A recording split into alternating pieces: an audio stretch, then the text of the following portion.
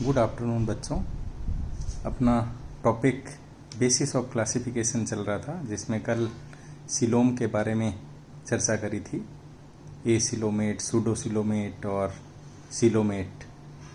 इसी सिलोम का जो ओरिजिन किस तरह से होता है उसके आधार पे भी क्लासिफिकेशन आधारित है।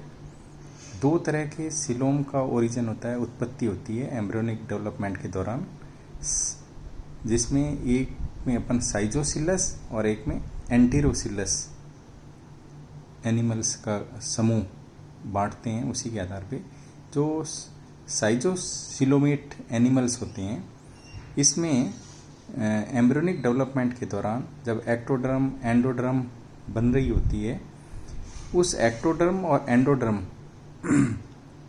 बनने के दौरान ही आर्केंट्रॉन का निर्माण होता है। आर्केंट्रॉन के जब बन चुकी हुई होती है तो साइजोसिलोमेट जो एनिमल्स होते हैं उसमें जो सिलोम का ओरिजिन है, उसमें दो सेल्स जो हैं आर्केंट्रॉन के चारों तरफ, जिनको टीलोब्लास्ट सेल्स कहते हैं या 4D सेल्स कहते हैं, वो डेवलप होती हैं। वो धीरे धीरे पूरे एक्टोडर्म और एंडोडर्म के बीच में प्लेट के नुमा फैल जाती हैं और उनमें बाद में स्प्लिटिंग हो जाती है। और जो स्प्लिटिंग होती है उसी को ही अपन साइजो नाम दिया है। जो स्प्लिटिंग के बाद उसमें एक गुहा का निर्माण हो जाता है और वो गुहा जो है अपने सिलोम बन जाती है। तो जिसमें 4D सेल्स, टीलोब्लास्ट सेल्स का बनना और उससे एक प्लेट का निर्माण होना, उसमें स्प्लिटिंग होना और एक गुहा का निर्माण होना, ये साइजोसिलोम के निर्माण का प्रोसेस कहलाता है।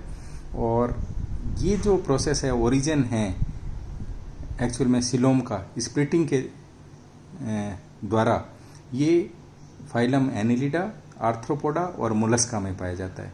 तो इन तीनों समूह में क्योंकि स्प्लिटिंग के दौरान आर्केंट्रॉन के 4D सेल्स के द्वारा सिलोम का निर्माण होता है, इसलिए इसको अपन साइजोसिलस या साइजोसिलोमेट एनिमल्स का समूह कहते हैं। एंटेरोसिलोमेट में क्या होता है कि जो एक्टोडर्म बनी और एंडोडर्म से ही एक लेटरल, दोनों लेटरल साइड में पाउच का निर्माण हो जाता है। और वो जो पाउच है फैल करके बाद में एक गुहा का निर्माण कर लेती है इसी एक्टोडर्म एंडोडर्म के बीच में जा करके, तो और वो एक सिलोम का निर्माण कर लेती है। यानी इसमें एक पाउच बना, वही आर्केंट्रॉन के दोनों साइड में पाउच बना और उस पाउच से अपन कह सकते हैं कि सिलोम का निर्माण हुआ। तो इस तरह का जो सिलोम का निर्माण होता है वो एंटेरोसिलस कहलाता है या एंटेरोसिलोमेट्स ग्रुप कहलाते हैं। इसमें इकाइनोडर्मेटा, हेमिकोर्डेटा और कोर्डेटा संघ को रखा गया है, जिसमें ओरिजिन जो है इनका सिलोम के डेवलपमेंट का वो एंटेरोसिलस प्रकार का होता है। तो सिलोम के जो दोनों ओरिजिन जो साइजोसिलस और एंटेरोसिलस हैं, इसके आधार पे भी अपन अलग अलग फाइलम्स के समूह को बांट दिया गया है। इसी तरह से और एक आधार की बात करते हैं एम्ब्रियोनिक डेवलपमेंट के दौरान। जैसे ओरिजिन था, ये भी एम्ब्रियोनिक डेवलपमेंट का ही पार्ट था, वैसे ही एम्ब्रियोनिक डेवलपमेंट के दौरान अपने जर्म लेयर का टाइप और किस तरह का उसमें क्लीवेज पाया जा रहा है और किस तरह से एम्ब्रियोनिक माउथ बनता है, उसके आधार पे भी क्लासिफिकेशन को समूहों में अलग अलग वर्गीकृत किया गया है। जर्म लेयर का संबंध, तीन तरह की जर्म लेयर होती हैं, एक्टोडर्म, एंडोडर्म और मीजोडर्म। पूरे एनिमल जगत में जर्म लेयर के आधार पे दो हिस्सों में बांटते हैं अपन, एक तो डिप्लोप्लास्टिक एनिमल्स और एक ट्रिप्लोप्लास्टिक एनिमल्स। डिप्लोप्लास्टिक एनिमल्स में केवल एक्टोडर्म और एंडोडर्म का निर्माण होता है। दोनों के बीच में, एक्टोडर्म और एंडोडर्म के बीच में मीजोग्लिया पाया जाता है, यानी मीजोडर्म का निर्माण नहीं होता है। वो एनिमल्स जो हैं आपके स्टीनोफोरा और सिलेंटेटा में पाए जाते हैं। द्विजनन स्तरीय यानी डिप्लोप्लास्टिक एनिमल्स होते हैं जो केवल टीनोफोरा और सिलेंटेटा में पाए जाते हैं।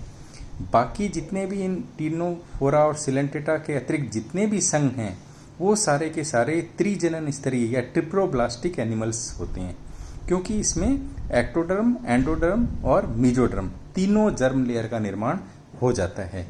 तो एम्ब्रियोनिक डेवलपमेंट में जो जर्म लेयर के बनने का प्रोसेस है, इसके द्वारा भी पूरे अपन कह सकते हैं एनिमल जगत को दो हिस्सों में बांटते हैं और उनको कंसीडर करते हैं। इसी तरह से एम्ब्रियोनिक डेवलपमेंट के पार्ट में ही आता है क्लीवेज, विदलन। जो जाइगोट होता है उसके जो प्रथम विभाजन होते हैं, कम से कम प्रथम जो 3 विभाजन होते हैं उनको अपन क्लीवेज कहते हैं। इस क्लीवेज के आधार पे भी क्लासिफिकेशन को आधार बनाया गया है।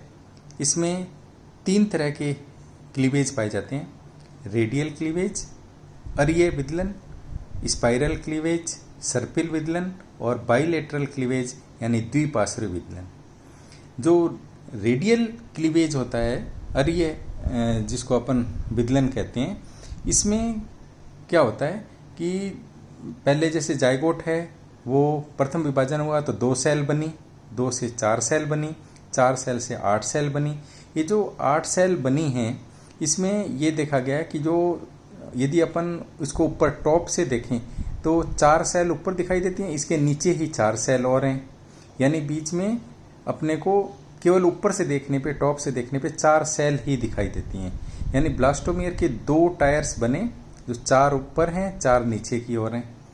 और इसमें जितने भी ये 8 सेल बनी हैं, मतलब 4 ऊपर की और 4 नीचे की ओर, इनमें कौन सी सेल आगे चल करके एम्ब्रियोनिक डेवलपमेंट के दौरान किस पार्ट का निर्माण करेंगी इसका निर्धारण नहीं होता। कोई भी सेल हटा दें तो भी दूसरा पार्ट जो उससे निर्मित हो जाता है, यानी अनिर्धारी, अनडिटर्मिनेट। यानी जितने भी रेडियल क्लीवेज पाया जाता है, अरीय विदलन पाया जाता है, वो अनडिटर्मिनेट, अनिर्धारी प्रकार का होता है। ये जो विदलन होता है वो पोरीफेरा और इकाइनोडर्मेट्स के एनिमल के समूह में पाया जाता है। जो स्पाइरल क्लीवेज है इसमें क्या हुआ, वही 2 मतलब सेल बनी, फिर 4 सेल बनी, 8 सेल बनी। लेकिन इसमें जो यदि अपन टॉप से उन 4 सेल्स को देखें तो उन 4 सेल के नीचे जो अलग अलग खांच बनी हुई थी, यानी अपने को 8 सेल इसमें दिखाई देंगी टॉप से, 4 और 4 के बीच में जो खांच होंगी वो भी सेल दिखाई देंगी। तो इस तरह का एक तरह से स्पाइरल अरेंजमेंट हो गया, दोनों टायर्स के स्पाइरल अरेंजमेंट हो गया। इस तरह के जो क्लीवेज पाया जाता है उसमें प्रत्येक सेल आगे चल करके किस पार्ट का निर्माण करेगी, किस हिस्से का निर्माण, कौन माउथ बनाएगा, कौन अपन हर्ट बनाएगा, या किस पार्ट का निर्माण होगा, वो पहले से निर्धारित हो जाता है। कोई भी सेल इसमें से निकाल दें तो उससे आगे बनने वाले पार्ट जो हैं वो नहीं बनेंगे। तो इस तरह का जो स्पाइरल क्लीवेज होता है वो डिटर्मिनेट या निर्धारी प्रकार का क्लीवेज या विदलन कहलाता है। जो निर्धारी प्रकार का क्लीवेज है वो आपके प्लेटिहेल्मिन्थीज, एस्केल्मिन्थीज, एनिलीड्स, आर्थ्रोपोडा, मोलस्का, इन फाइलम्स में पाया जाता है, यानी डिटर्मिनेट प्रकार का क्लीवेज पाया जाता है। एक तीसरे प्रकार का क्लीवेज और है जिसको अपन द्विपार्श्विक विदलन या बाइलेटरल क्लीवेज के नाम से जानते हैं। इसमें जितने भी ब्लास्टोमियर्स बने, अपने जो भी डेवलप होती हैं सेल, 2 से 4 मतलब जाइगोट से आपका आगे की ओर विभाजन क्लीवेज के दौरान ही 2 से 4, 4 से 8, 8 से 16 जितनी भी सेल्स बनी, वो जो ब्लास्टोमियर्स होते हैं वो उनमें जो विन्यास है वो बाइलेटरल सिमेट्री लिए हुए होता है, यानी कोरक खंडों का जो विन्यास है द्विपार्श्व सममिति लिए हुए होता है। इसलिए इसके क्लीवेज को अपन बाइलेटरल क्लीवेज के नाम से जानते हैं। और ये जो इतने भी अपने उच्च वर्ग के जो संघ हैं, उच्च जो संघ हैं, इकाइनोडर्मेटा है, हेमिकोर्डेटा है, कोर्डेटा है, इसमें बाइलेटरल क्लीवेज जो है वो पाया जाता है। तीसरी बात जो एम्ब्रियोनिक डेवलपमेंट में अपन ने जर्म लेयर की बात कर ली, टाइप ऑफ क्लीवेज की बात कर ली, origin of embryonic mouth. Embryonic mouth जो है वो एक्चुअली ब्लास्टोपोर को कहते हैं अपन। तो गैस्ट्रुलेशन के दौरान जब एम्ब्रियोनिक डेवलपमेंट होता है, अपने को पता है जाइगोट से ब्लास्टूला बनेगा, ब्लास्टूला से गैस्टूला बनेगा। तो गैस्टुलेशन के दौरान जो कोरक रंध्र बनता है, ब्लास्टोपोर बनता है, वो आगे चल करके क्या बना रहा है। यदि ब्लास्टोपोर का द्वारा मुख का निर्माण होता है आगे एम्ब्रियोनिक डेवलपमेंट के दौरान, तो उस ग्रुप को कहते हैं अपन प्रोटोस्टोमिया। और यदि वही ब्लास्टोपोर आगे चल करके गुदा का निर्माण करता है, यानी एनस का निर्माण करता है, तो वो कहलाते हैं आपके ड्यूटेरोस्टोमिया। यानी एम्ब्रियोनिक माउथ के आधार पे दो हिस्सों में अपन बांटते हैं, प्रोटोस्टोमिया और ड्यूटेरोस्टोमिया। प्रोटोस्टोमिया जो समूह है वो एक्चुअल में प्लेटेलमिन्थीज, एस्केलमिन्थीज, एनेलिडा, आर्थ्रोपोडा, मोलस्का संघ में पाया जाता है। इसमें प्रोटोस्टोमिया के अंतर्गत एक तो स्पाइरल और डिटर्मिनेट। तो प्रोटोस्टोमिया में स्पाइरल डिटर्मिनेट प्रकार का क्लीवेज होता है। ये जितने भी एसिलोमेट, गुहीय या अपन कह सकते हैं आभासी गुहा वाले सूडोसिलोमेट हैं, इनमें जो ओरिजिन है सिलोम का वो साइजोसिलस प्रकार का होता है। जो प्लेटेलमिन्थीज, एस्केलमिन्थीज, एनेलिडा, आर्थ्रोपोडा, मोलस्का की बात करी, ये सारे के सारे प्रोटोस्टोमिया के अंतर्गत आते हैं। यानी माउथ, एम्ब्रियोनिक माउथ जो है, ब्लास्टोपोर है, वो माउथ का निर्माण करता है आगे चल करके।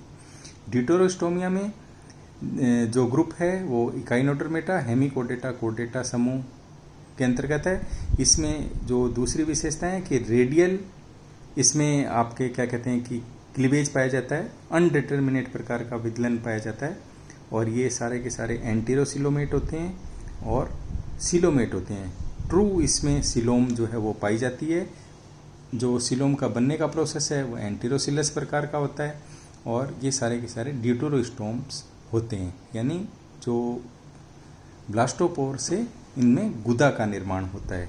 तो इस तरह से अपने ये इसमें बांट देते हैं। एक जो बेसिस और है वो है सेगमेंटेशन का, खंडीभवन। खंडीभवन दो प्रकार के होते हैं, तो सुपरफिशियल और एक मेटामेरिक।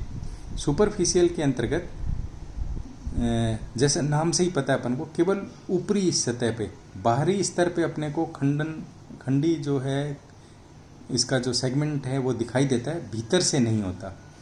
ये सिलेंटेटा में और कुछ जो आपके सूडोसिलोमेट्स होते हैं उसमें सुपरफिशियल अपन कह सकते हैं या सतही खंडीभवन पाया जाता है।